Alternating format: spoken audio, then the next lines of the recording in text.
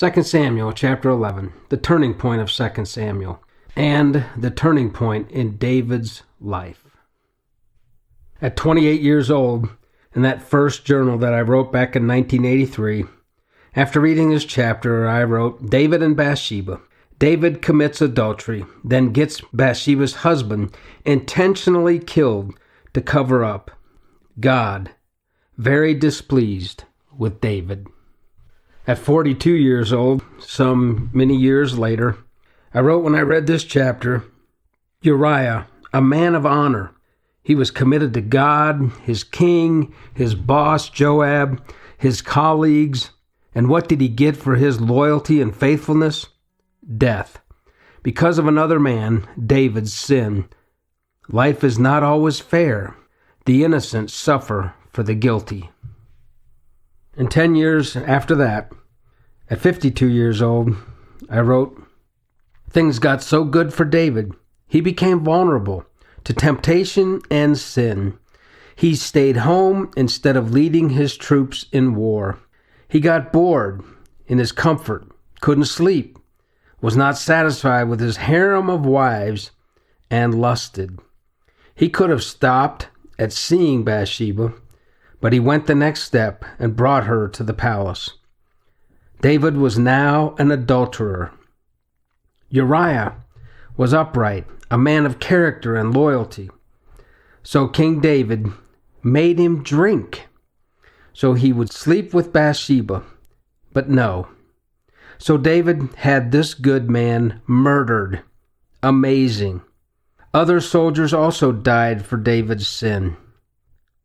Sin spirals down. One sin leads to another here, and nobody seems to know.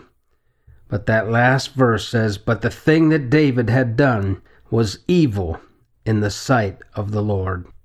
Well, we're all human, aren't we? David had it all. He was the king. He had as many wives as he wanted. He was victorious. He was doing so many things right. And yet, we all have that sin nature that causes us problems. For David, lust. Lust, wanting something someone else has. That sin led to the next sin, lying, cover-up. And who is the honorable one in this chapter? It's Uriah, a nobody. It's not David, God's anointed one. The lying, the cover-up leads to murder. He intentionally has Bathsheba's husband killed in the battle to cover up his own sin. Most of us have heard of the story of David and Bathsheba.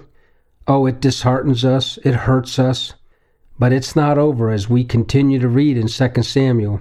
The consequences of David's sin are immense.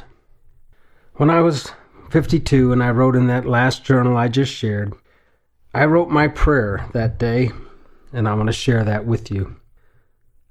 I cry out for my own vulnerability to sexual sin. Thank you, you have kept me from falling. But I cry out for those close calls. But by the grace of God, there go me, scary. Help me, Jesus. Help me, Holy Spirit, to do right.